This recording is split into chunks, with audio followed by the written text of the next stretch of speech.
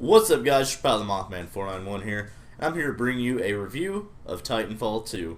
One of the most anticipated titles of 2016. Titanfall 2 is really fun. There's a few problems with the game, mostly in execution, not in gameplay itself.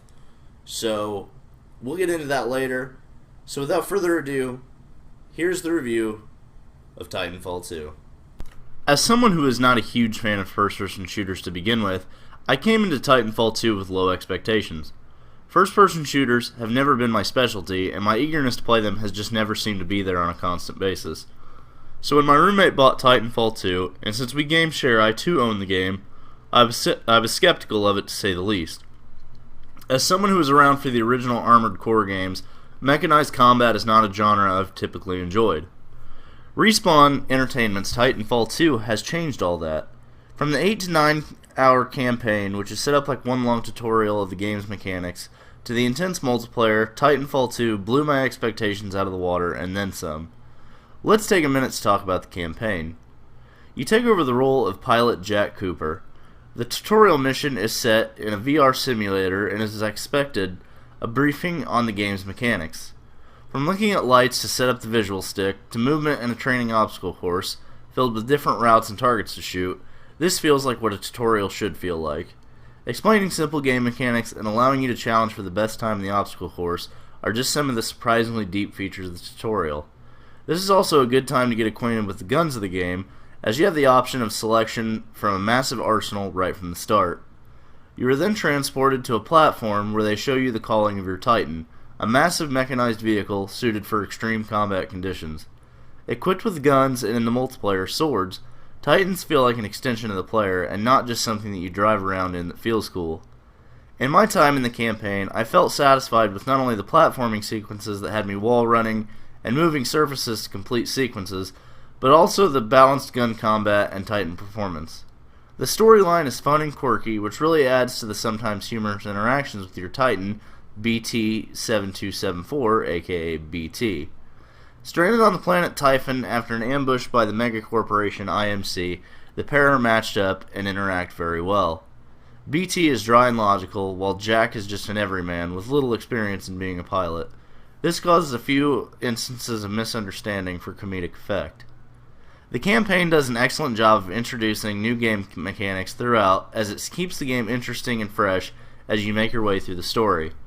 From the tutorial that explains movement to the different sections where you have to perform wall running and set piece movement to complete platforming missions, to the Titan combat itself, Titanfall 2's single player campaigns is one of the best I've played from a first person shooter. Every opportunity to learn something new presents itself in a fun and enjoyable way, and actually improves your abilities in the multiplayer part of the game. I found my skills in platforming and making moves on a dime increasing with each story mission. This helped with my ability to kill other players online. It also gives you a good introduction to the Titan combat, which is pivotal to success on the online multiplayer. This is the first time I can ever really remember where an FPS campaign has actually improved my skill for the online play. Now that we've covered the campaign mode, let's get into the multiplayer. Online gaming is a huge thing in the industry now, as most games have some sort of online capability. It's pretty much the standard in most games, especially FPS games. Titanfall 2 is no different, and it shines through in the best ways. Player skill is just as important as ever, but I never really truly felt overwhelmed by the skill of another player. Pitting teams of 6, with AI minions scattered around the maps for both teams, against each other in attrition, Titanfall's version of Team Deathmatch, the combat feels amazing. Games like Call of Duty have always made me feel like I'm terrible at first-person shooters, and that everyone I played against felt like Major League Gaming champions. Titanfall 2, however, makes me feel every bit a part of the game as any other player. What I mean by that is that I was able to rack up kills with my friends, who are way more experienced FPS players, and usually much better at them than I am. This time around, however, I led the team multiple times at the end of games, and racking up kills with the leaders of the opposing teams. Pilot customization is fairly simple, and not any deeper than similar games like Call of Duty or Battlefield, but the different character combinations and abilities are suitable for anyone's playstyle. Guns ranging from machine guns to snipers to grenade launchers make combat feel balanced and act the way they should. The game feels as if any player can kill any player, regardless of weapon or skill. That's not meant to be in a bad way, as you'll definitely notice skill differences, but the gunplay feels balanced enough to give anyone a fighting chance. As I said before, I never really felt overwhelmed by the skill of another player. Titanfall's signature mechs are what really make this online experience stand apart from the herd. After gaining enough build percentage, you can summon your very own customizable Titan. Different classes of Titan include the Ion, the well-rounded option, Scorch, the tank of the group, North Star, the sniper Titan, my personal favorite so far, Ronin, the close-range shotgun and electric sword-wielding Titan, Tone, a mid-range combat-style Titan, and finally Legion, the minigun-wielding Titan with a massive damage output. Every Titan has its own signature style and suits every major need of the team. A balanced mix of mechs is key to victory in the hectic but fun multiplayer. Taking down a Titan is easier than I would have thought, but with the right awareness and skill set, a player can stay in their Titan for quite a while. Take enough damage while inside the mech, and you have seconds to eject or suffer a death at the hands of your exploding Titan. Another feature I felt was important to my ability to like the multiplayer was the lack of death tracking. Deaths are always a statistic that either fuels a player to greatness or leaves them in the cellar of most lobbies. Titanfall 2 doesn't track deaths in match, and I love it.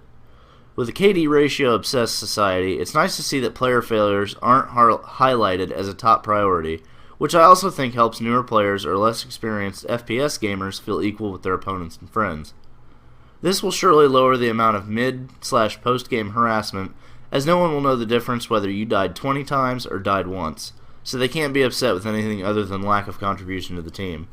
If you pull 20 pilot kills and died 20 times, it doesn't matter.